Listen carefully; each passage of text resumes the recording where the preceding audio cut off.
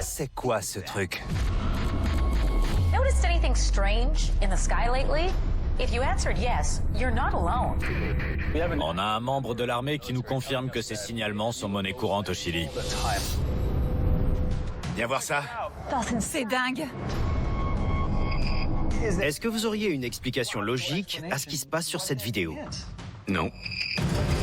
Il y a des choses que le gouvernement ne nous dit pas. Le site d'un projet secret. C'est un gros mystère. Il y a des choses qu'on a le droit de savoir. Ils ont l'air d'avoir peur. Est-ce que ma famille est en danger? Et notre planète? Il faut trouver les réponses nous-mêmes. Il se passe des choses étranges. C'est un territoire inexploré. Ce qui s'est passé ici ne me semble pas normal.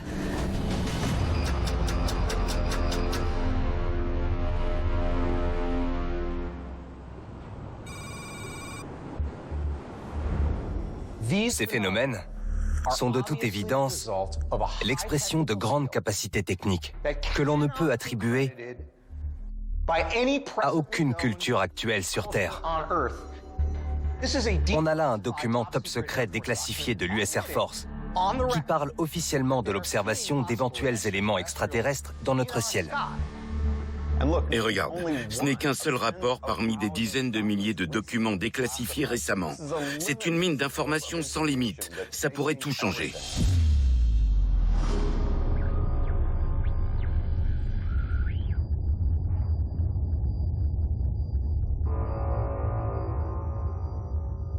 ATIP, Programme d'identification avancée des menaces aérospatiales.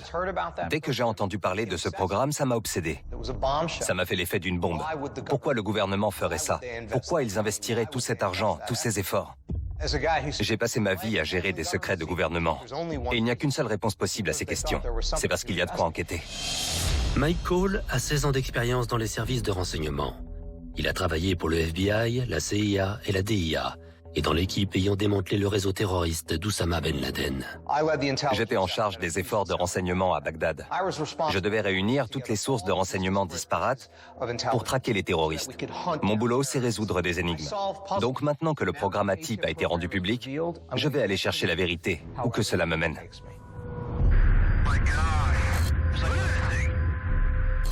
Une série de vidéos filmées par l'armée américaine étudiées dans le cadre du programme ATIP sont ainsi aujourd'hui publiques.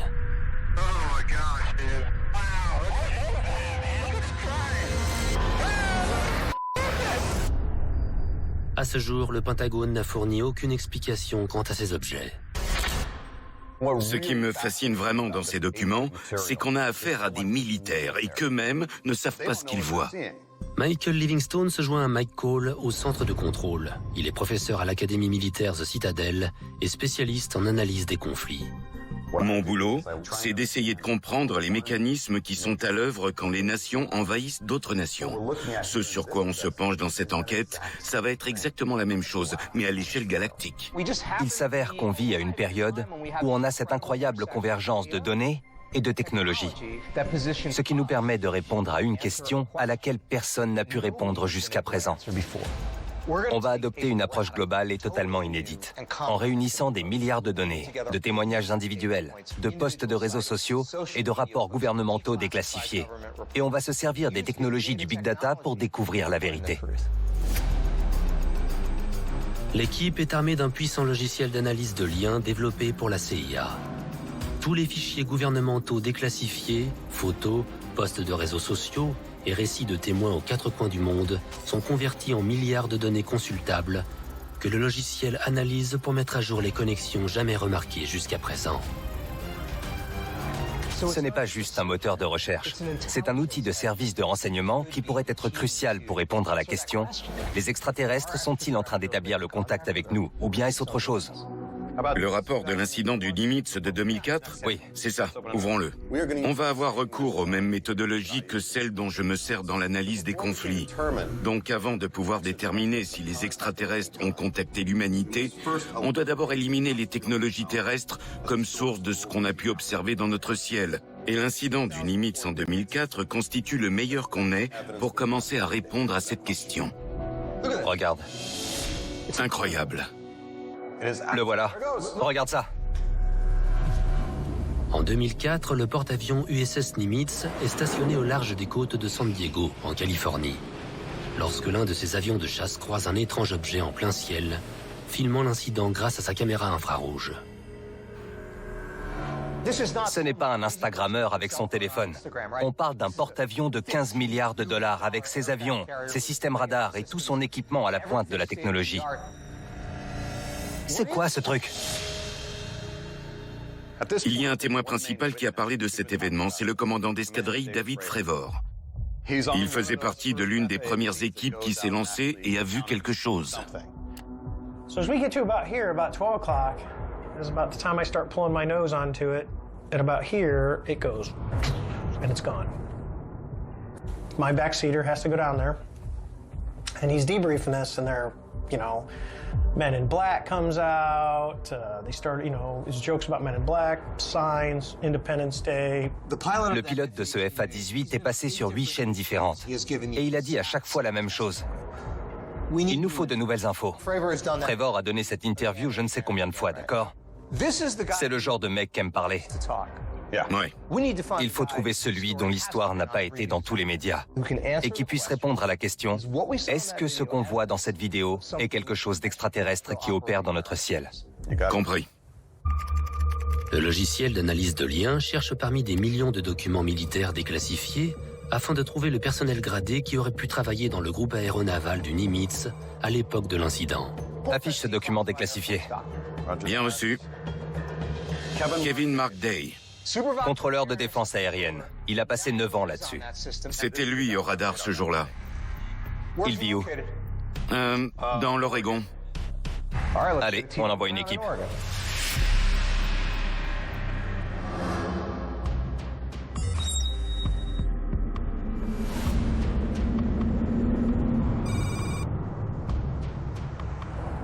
Je crois qu'on peut dire que de tout temps, les gens ont levé les yeux vers le ciel en se demandant si on était seul. La première équipe de terrain se rend à Cave Junction, dans l'Oregon, chez Kevin Day. On a de vraies images d'avions militaires qui sont très convaincantes. Nick Carnegie a travaillé 5 ans dans les opérations spéciales du corps des Marines, en tant qu'agent de renseignement au sol. J'ai appris à lire les gens, à savoir s'ils nous disent la vérité et à comprendre les rapports qu'on obtient de ces entretiens, afin d'obtenir des réponses plutôt que de simples spéculations. Se joint à Nick Sarah Credas, une célèbre journaliste diplômée en astrophysique, que la carrière a menée aux 4 coins du monde pour enquêter sur ce qui se trouve au-delà des limites terrestres. L'idée d'une vie extraterrestre, c'est la question la plus importante qu'on ait jamais posée en tant qu'espèce. Et pour la première fois, on est capable de recroiser la science et l'information pour essayer de répondre à cette question. C'est là? Bonjour. Bonjour Kevin. Bonjour. Kevin Day. Enchanté, Nick. Ça vous ennuie si je filme? Pas du tout. Super. Voilà. Kevin, quel était votre poste à l'époque de l'incident? Contrôleur de défense aérienne. On essayait de protéger le groupe de frappe et de protéger les biens de l'US Navy. On était donc à une centaine de kilomètres des côtes de San Diego. On était parti pour des entraînements individuels. Et j'ai commencé à remarquer des signaux anormaux. Des objets entraient dans ma couverture radar, et ça ne ressemblait à rien de ce que j'avais vu jusque-là. Il devait y avoir une dizaine d'objets dans le ciel. 10? Dans ma tête, je me suis dit, je veux qu'on intercepte un de ces trucs. Donc j'ai observé les avions d'interception. L'un d'eux a commencé à faire son approche en direction de l'objet, et c'est là que tout a changé. Cette chose a commencé à tourner autour de l'avion. Vraiment? Puis elle est descendue en piqué vers la surface de l'océan. Il s'est mis à la suivre, et dès qu'il a fait ça, cette chose est ressortie de l'eau et elle est remontée jusqu'à 8000 mètres d'altitude. Quoi? Ça a fait du bruit? Non, c'était complètement silencieux. Un truc qui va aussi vite, ça ferait un son du type boum boum boum boum boum boum boum, des bangs supersoniques, mais rien du tout. Vous pouvez nous parler de la technologie dont vous avez été témoin? Imaginez-vous un tic-tac de 15 mètres de long sans ailes, sans système de propulsion qui puisse se déplacer d'un point A à un point B en l'espace de quelques secondes, même si c'est à des kilomètres. Si quoi que ce soit de biologique s'était trouvé dans cette chose, selon la physique newtonienne, la physique classique, il aurait été réduit en bouillie. Jamais il n'aurait pu survivre à une telle accélération. Le corps humain peut subir jusqu'à 8 G, mais cette chose devait être à 1350. On finirait en chair à pâté. Ça me donne la chair de poule. Oui. C'est incroyable, le fait qu'on ait du personnel militaire qui ait été témoin de l'apparition de plusieurs objets, et que non seulement ils l'aient vu de leurs yeux, mais qu'on ait en plus une vidéo officielle du département de la Défense. On ne fera pas mieux. Qu'est-ce que ça vous fait d'avoir vu une chose pareille que vous ne pouvez toujours pas identifier, même des années après? Ça m'inquiète. Parce que si ces choses avaient été hostiles, je ne serais sûrement plus là. Ils avaient l'avantage sur nous, et de loin. Je n'ai aucun doute sur le fait qu'il y ait quelque chose dans notre ciel, et c'est très sérieux.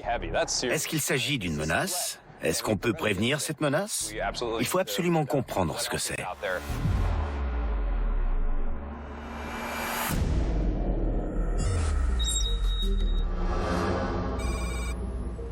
Qui puisse se déplacer d'un point A à un point B en l'espace de quelques secondes. Ça ne ressemblait à rien de ce que j'avais vu jusque-là.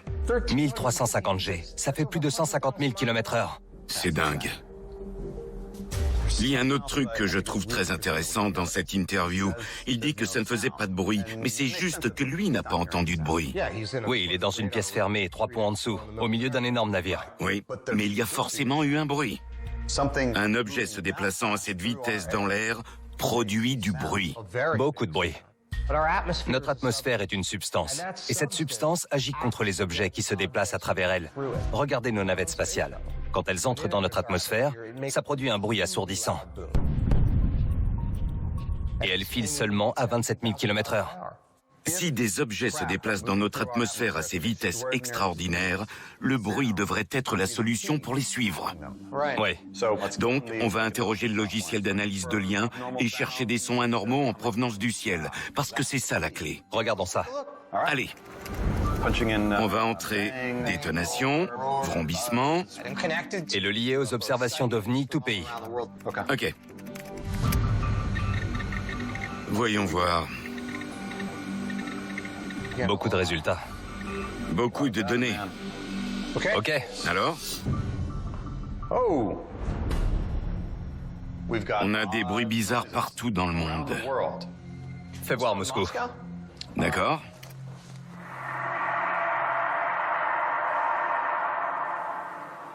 Ça fait froid dans le dos. Très étrange. Hey, regarde ça. 22 août 2011. On a 5 sons anormaux qui apparaissent dans nos résultats. Tous le même jour. Pour les autres bruits, on n'a jamais plus d'un seul signalement le même jour. C'est une anomalie claire et nette. C'est quoi le Tampa Stadium? C'est un stade. Capacité environ 30 000 personnes. Tu ouvres? Ouais.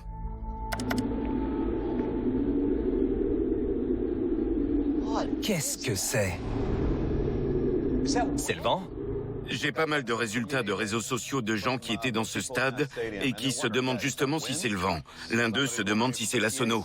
Non, c'est pas ça le problème. Non, c'est pas ça du tout. C'est étrange. Bon, ok. Si ce bruit vient du ciel, alors il aura été entendu à l'extérieur du stade. Oui. Quel rayon? 30 km. Ok, on a un certain nombre de gens qui relatent certaines choses, dont 2 ou 3 vidéos perso. Et regarde celui-là. Justin G, même date à Saint-Pétersbourg en Floride, à quelques kilomètres. Quelqu'un entend ce bruit dehors? Dehors. Si ce type à 7 km peut confirmer qu'il a entendu le même bruit, alors on est sur quelque chose de beaucoup plus gros. Probablement quelque chose qui ne vient pas de la Terre et qui se déplace à une vitesse folle à travers notre atmosphère.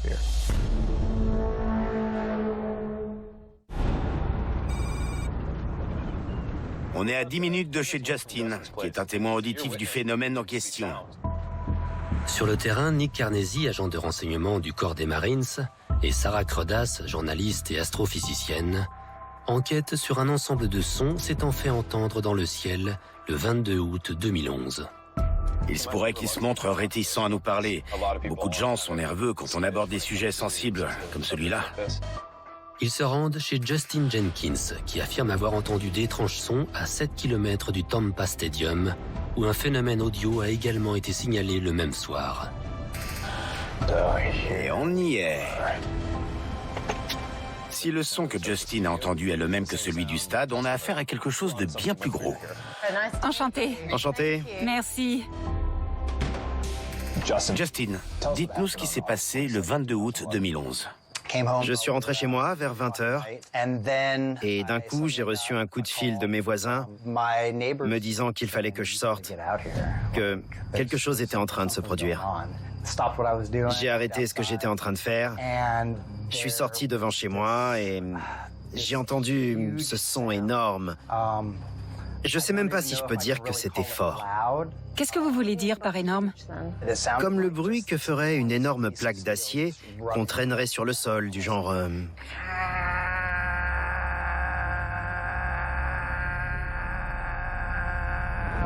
Mais au loin, quoi. Vous le sentiez? C'est ce que je me suis dit au départ. Quelque chose d'aussi énorme, on devrait sentir des vibrations, sentir le sol trembler. Mais il n'y avait rien. Rien ne bougeait. Vous arriviez à comprendre d'où ça venait? J'ai pris ma voiture et j'ai essayé de rouler un peu dans les environs pour comprendre d'où ça venait. Et à chaque fois que je sortais de la voiture, c'était partout. C'était partout autour de nous. Ça semblait venir du ciel. Vous aviez déjà vécu quelque chose de similaire? Il y a plein de sons et de bruits dans le coin.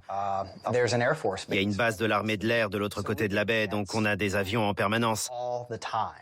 Mais c'était pas un avion, ça. J'avais jamais entendu un truc pareil. J'aurais aimé l'entendre. Ouais. Mes voisins ont enregistré le son avec leur téléphone.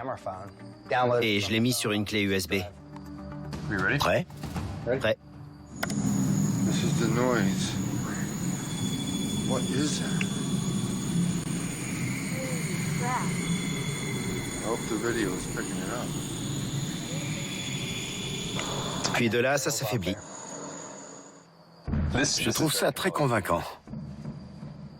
C'est absolument identique au son du stade. C'est dingue. Et en plus de ça, on est à 7 km du stade. Donc ça élimine tout problème de sonorisation du stade ou de vent dans le stade. Ça m'a fait me demander qu'est-ce qui se trouve là dehors et qu'est-ce qui est si près de nous. Ils sont à notre porte.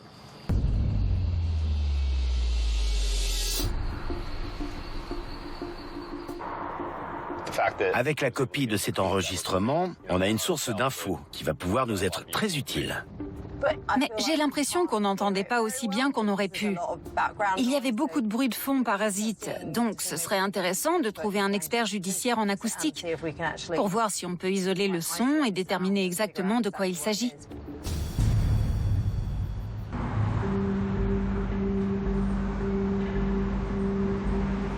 Si je me base sur l'enregistrement, ça ne me semble pas être un avion.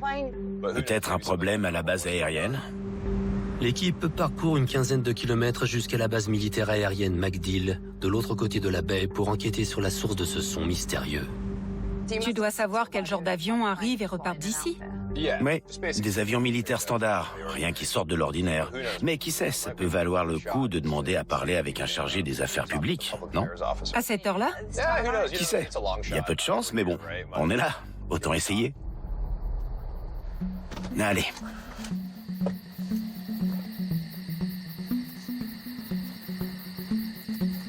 C'est clair pour moi, ce que Justin a entendu pouvait venir de la base. Mais c'est à nous d'essayer d'éliminer toutes les connexions possibles à MacDill.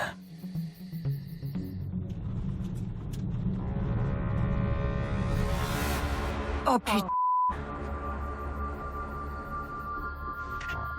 Qu'est-ce qui se passe? Je ne sais pas si tu as vu ces véhicules qui sont passés. Ouais. Mais je crois qu'on a éveillé des soupçons. Ils nous surveillent. Ils se sont arrêtés sur la route à sens unique. Et ils sont bien partis pour rester. Surtout qu'il est tard. Je pense qu'on peut laisser tomber. Ouais, pour être honnête, j'ai pas très envie de rester dans le coin. Ok.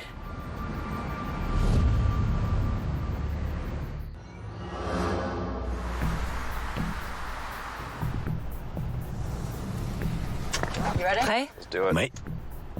L'équipe arrive au laboratoire d'expertise judiciaire acoustique à Saint-Pétersbourg, en Floride. Bonjour. Sarah, enchantée. Nick. Il retrouve Ed Primo, expert judiciaire en acoustique, qui travaille pour la justice locale ainsi que pour le FBI. On a besoin des meilleures technologies pour étudier en détail notre enregistrement et le comparer aux autres qu'on a et essayer de déterminer ce que c'est ou ce que ça n'est pas. Là, c'est l'enregistrement de Justin. C'est le spectre sonore complet de ce que le téléphone a enregistré. This is the noise. What is it?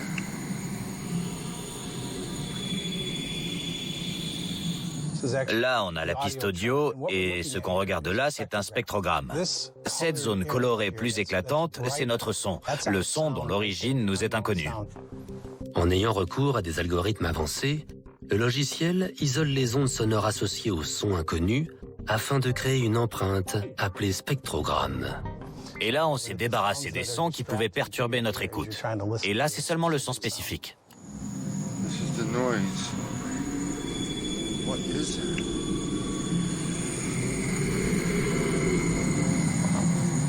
Très singulier.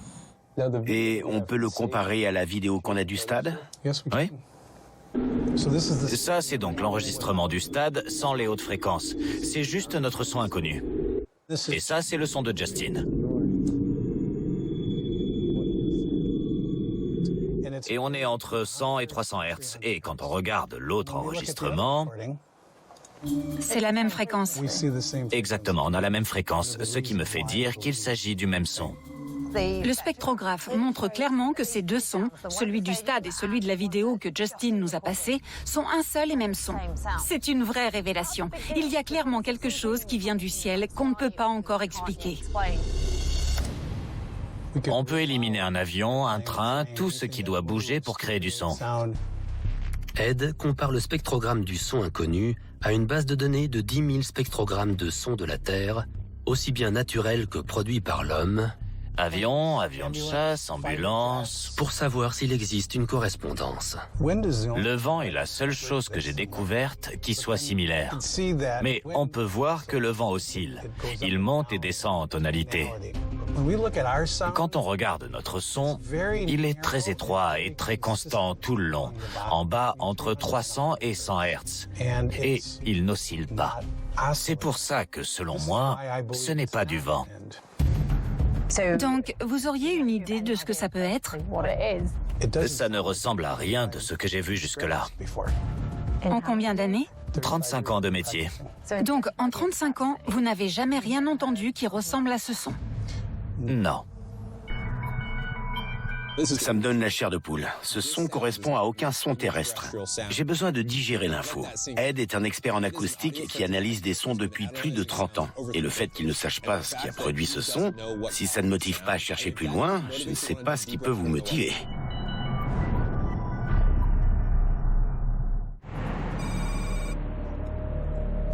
On va se pencher sur l'analyse sonore. Ok. Mike Cole et Michael Livingston repassent en revue les éléments que l'équipe de terrain a trouvés en Floride. Leur logiciel d'analyse de liens a révélé un ensemble de sons étranges, multiples et inconnus émanant du ciel nocturne au-dessus de Saint-Pétersbourg, en Floride, le 22 août 2011.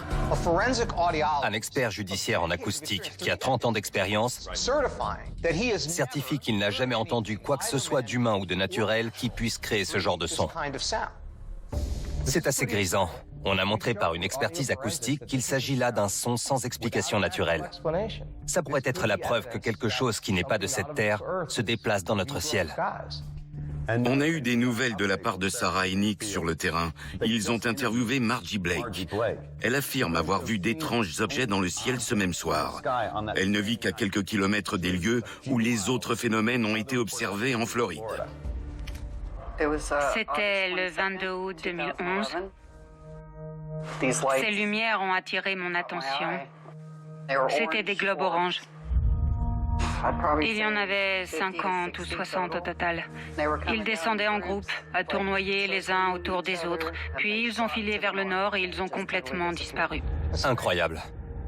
Elle nous a donné une vraie info, une direction.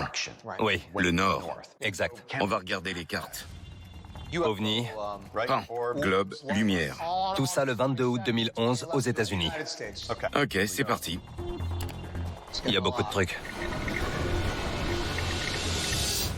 Voilà. Ok, alors, on a plein de choses issues des réseaux sociaux. Regarde ça. D'étranges lumières oranges sont passées dans les airs, comme Margie l'a décrit. Des lumières au-dessus de la ville. Oui.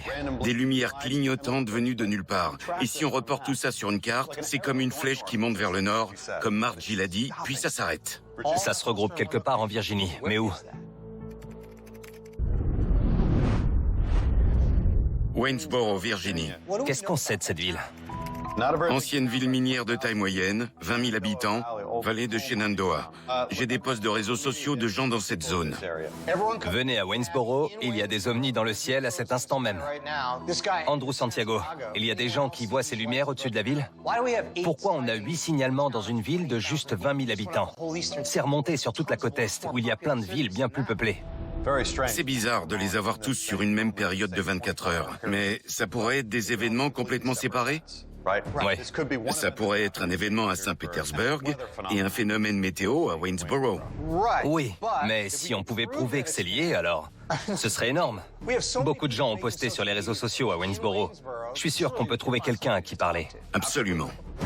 On va envoyer Nick et Sarah.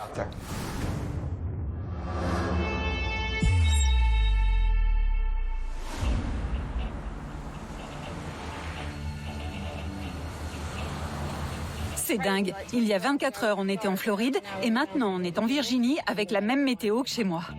Nick et Sarah se rendent chez un habitant de Waynesboro, Andrew Santiago, qui a signalé sur les réseaux sociaux avoir vu d'étranges lumières au-dessus de la ville le soir du 22 août. Le fait qu'on ait tellement de signalements qui mènent les uns aux autres, je trouve ça vraiment intéressant. Ça doit être celle-là. Est-ce que ces témoignages à Waynesboro sont liés au phénomène plus global qu'on voit grimper tout le long de la côte Est? Et si oui, est-ce que c'est ici qu'on va avoir des réponses? Bonsoir. Andrew? Ouais. Bonsoir, Nick. Bonsoir. On peut entrer? Ouais, Ça vous ennuie si on filme? pas de souci. Super. Comment vous m'avez trouvé? On a fait des recherches. On s'est penché sur ces événements du 22 août. C'est pour ça qu'on voudrait en apprendre plus sur ce que vous avez vécu. Je vivais avec mon frère à cette époque. Et lui et sa femme venaient d'aller au lit. Je jouais à un jeu vidéo. Puis j'ai fini par fatiguer, j'ai éteint la télé et je suis allé me coucher. Et à un moment donné, la pièce s'est éclairée. Je comprenais pas ce qui se passait, donc j'ai regardé en direction de la porte pour voir si mon frère était entré, mais la porte était fermée. Et c'est là que j'ai compris que la lumière venait des stores. Suffisamment pour éclairer la pièce, comme s'il faisait totalement jour. Je suis sorti dans le couloir, j'ai vu mon frère et sa femme, et ils m'ont parlé de la même lumière qui était tellement forte qu'elle les avait réveillés tous les deux. Vous êtes sûr que ce n'était pas un rêve? Dans ce cas, on a fait tous les trois le même rêve. Nos chambres donnent sur différents côtés de la maison. Ça a éclairé les deux côtés de la maison en même temps. Donc, une grande source de lumière. Ouais, au-dessus de la maison. Vous avez déjà vu des étoiles filantes? Souvent. Ça aurait pu être un objet entrant dans l'atmosphère. Je sais pas le bruit que font ces trucs-là quand ils entrent dans l'atmosphère, mais j'oublierai jamais le bruit que moi j'ai entendu. Vraiment? C'était quoi ce bruit? C'était comme un grondement. En arrière-plan? Ouais, c'était au loin. Intéressant.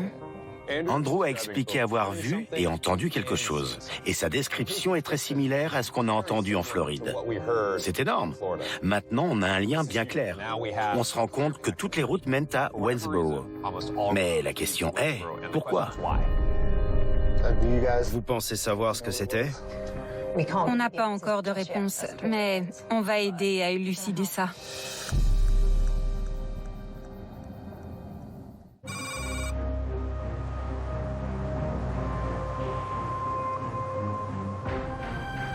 Belle bibliothèque. L'équipe a reçu l'autorisation d'entrer dans les archives de la ville qui abritent la documentation locale des 200 dernières années. On a tous l'habitude de chercher et trouver les choses sur Internet. Mais dans les petites villes de ce genre, on peut trouver une tonne d'infos qui ne sont pas en ligne. Regarde ça. Rencontre du type local. La vallée de Shenandoah a l'habitude des rencontres étranges. Au moins 25 signalements d'OVNI entre novembre 64 et janvier 65 ont été sujets aux investigations de l'armée de l'air. 25 signalements entre 64 et 65. Oui, donc sur un an à peu près. Waouh, regarde celui-là. 7 lycéens et le conducteur de leur bus scolaire ont signalé un objet blanc informe dans le ciel au nord de Waynesboro. Il y a des témoignages ici à Waynesboro depuis des décennies. Un armurier du coin rencontre un ovni. En fouillant les archives de Waynesboro, Nick et Sarah tombent sur l'un des premiers signalements d'OVNI de l'histoire de la ville. Bonjour, Sarah Crodas, enchantée. On a retrouvé ce monsieur, David Cheatham, qui a aperçu un ovni ici en 1950. Vous nous racontez cette journée? J'ai regardé la montagne et j'ai vu quelque chose d'argenté. Ça volait lentement et ça n'avait pas d'ailes. En voyant ça, j'ai été sous le choc. Ça a volé en rond 2 fois. Puis ça a basculé sur le côté et ça a filé à la vitesse de la lumière. Vite! Il y a pas mal de gens qui ont vu des ovnis dans cette zone, surtout vers les montagnes. L'histoire de David est cohérente par rapport aux autres qu'on a pu entendre. Il y a quelque chose dans le coin. Je suis surpris qu'il y ait autant de témoignages. C'est pas une région très peuplée, et ça devait l'être encore moins dans les années 60. Ce que je recommande, c'est de reprendre toutes ces coupures de presse et de voir si en les reportant sur une carte, ça donne quelque chose, d'accord? Ça roule. Commençons avec cela. 1965. 65. À l'est de Staunton. Près de Waynesboro. Une sphère bleue et orange planant dans le ciel nocturne. C'était en mars 88. L'objet a filé en sifflant vers le nord-ouest. Donc, vers les montagnes à l'ouest. On a un ensemble de signalements entre Waynesboro et Staunton, pas vrai? Le long de la 250. Si on reporte tout ça sur la carte, ça pointe dans la direction des montagnes, au nord-ouest. Je suis quasiment sûr qu'on devrait enquêter un peu plus dans ces montagnes de la vallée de Shenandoah, au nord-ouest de Waynesboro. Allons-y.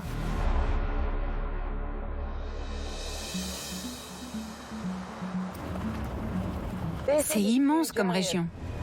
L'équipe arrive dans la partie des montagnes de Shenandoah, située au nord-ouest de Waynesboro. C'est juste là. On va s'arrêter et jeter un coup d'œil. C'est parti.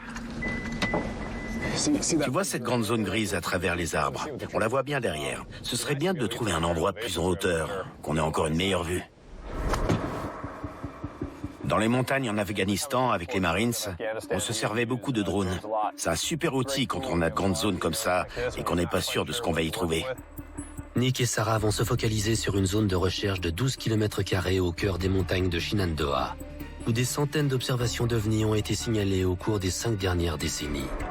Allez, c'est parti. Super.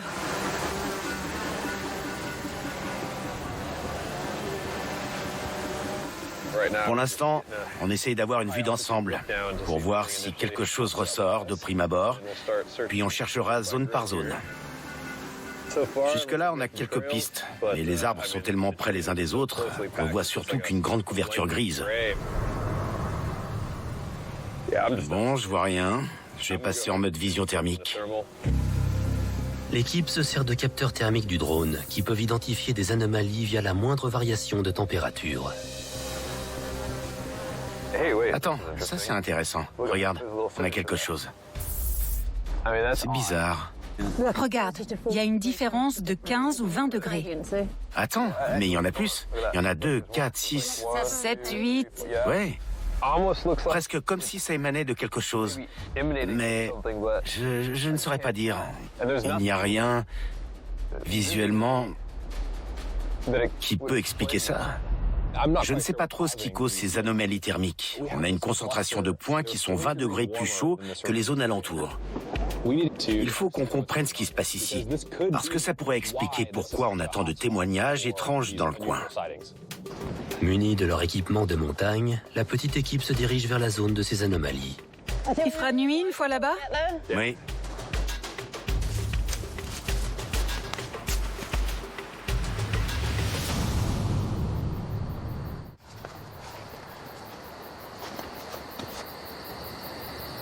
On n'est pas loin.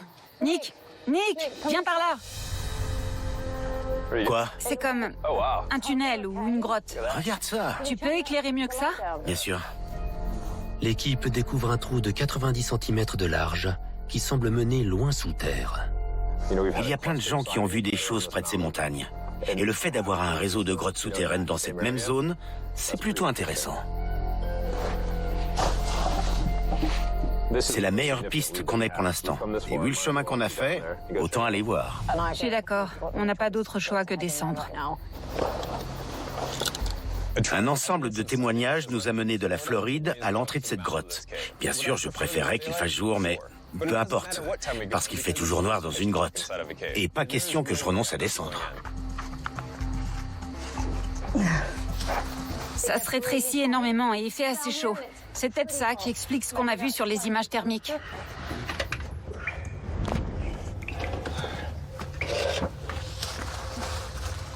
Je sais pas dans quoi on s'embarque. Ouais, c'est quelque chose, hein. Nick et Sarah sont maintenant à 15 mètres sous terre. Et le passage ne fait plus que 50 cm de large.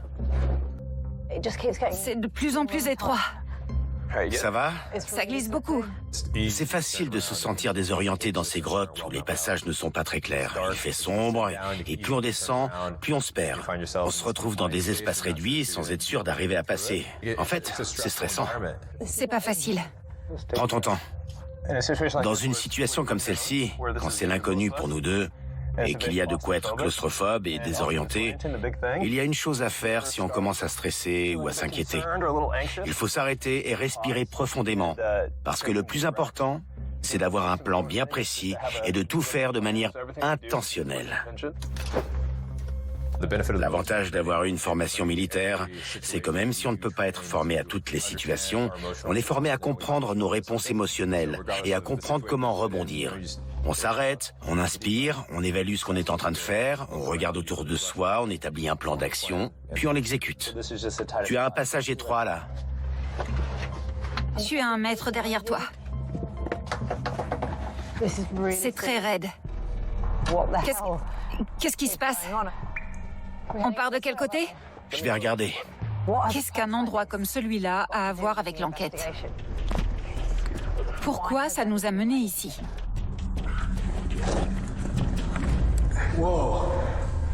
Sarah, viens voir ça. C'est grand. Putain. C'est quoi?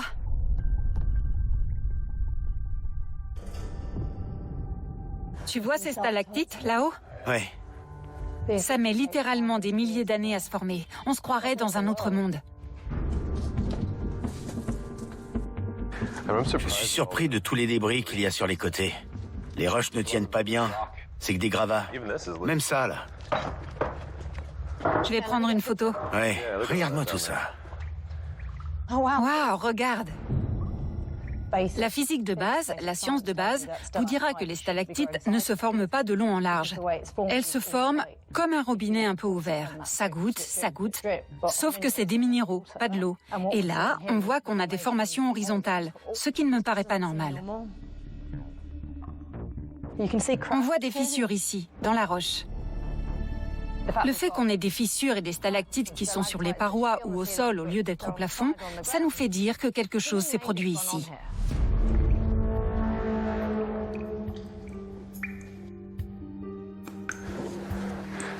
Ces deux rochers juste là sont intéressants. On dirait pas qu'ils sont là depuis des années.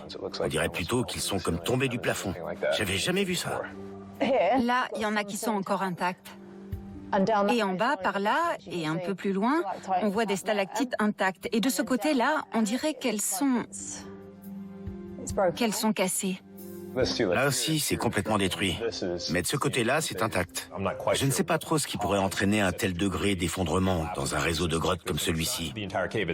Et il n'y a qu'une partie de la grotte qui est concernée. Le reste est magnifique. Le sol est stable. Il y a tellement de gravats. Ça a été cassé partout. C'est incroyable de voir à quel point. Là, on a une masse énorme et une brisure très nette. Je n'aurais pas aimé être ici quand tout ça s'est effondré, parce que de toute évidence, il y a eu un gros accident. C'est difficile de dire exactement quoi sans prendre du recul et sans réunir toutes les données. Mais quelque chose a perturbé cette zone, alors que d'autres zones sont restées totalement intactes. Et ça, pour moi, c'est très intéressant. On ne dirait pas que ça s'est formé naturellement ici. Je dirais que c'est tombé de là-haut. Je sais qu'il y a des effondrements dans les grottes, les plafonds tombent, mais il y a certains gravats qui donnent l'impression qu'il y a eu des explosions, juste à la vue du volume de roche qui est tombé. Quoi qu'il se soit passé, ça a l'air majeur. Ouais, j'ai du mal à imaginer ce qui aurait pu entraîner ça. Peut-être qu'on est sur quelque chose d'important.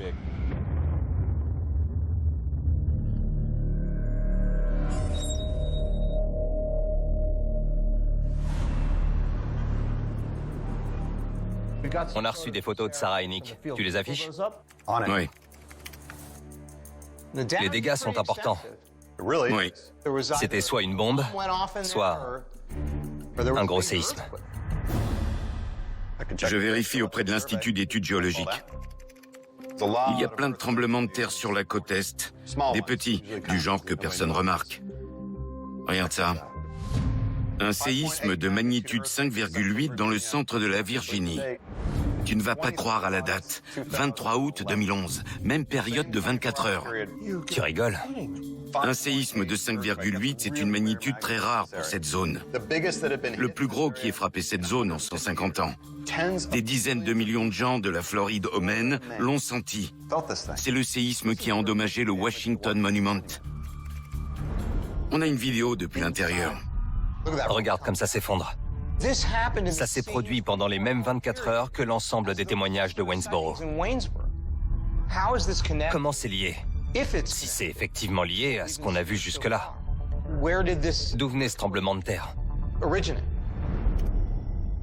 L'épicentre est à Mineral, en Virginie. C'est où? À 80 bornes de Waynesboro. 80 bornes de Waynesboro. 80. Pendant les mêmes 24 heures.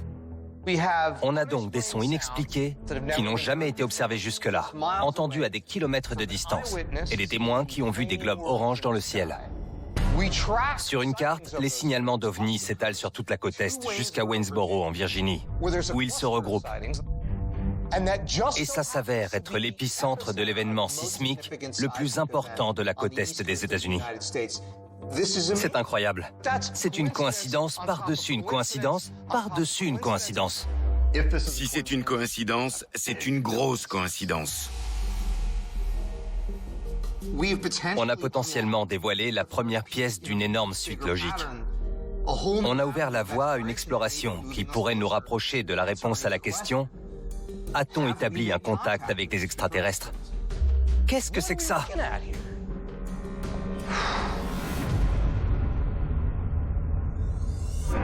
Prochainement dans Contact. 400 séismes en l'espace de 14 jours. Au Mexique, des dizaines de personnes ont vu un objet volant non identifié. Il y en a un paquet. Ils ont l'air d'avoir peur. Il se passe quelque chose d'étrange dans la jungle de Rio Blanco. Il ne sait pas ce que c'est. Il y a quelque chose qu'on appelle la gelée stellaire. On trouve cette gelée dans une zone bien précise de la jungle. Regarde, c'est incroyable. Des dizaines de personnes ont vu un objet volant non identifié. Il faut qu'on envoie une équipe au Chili.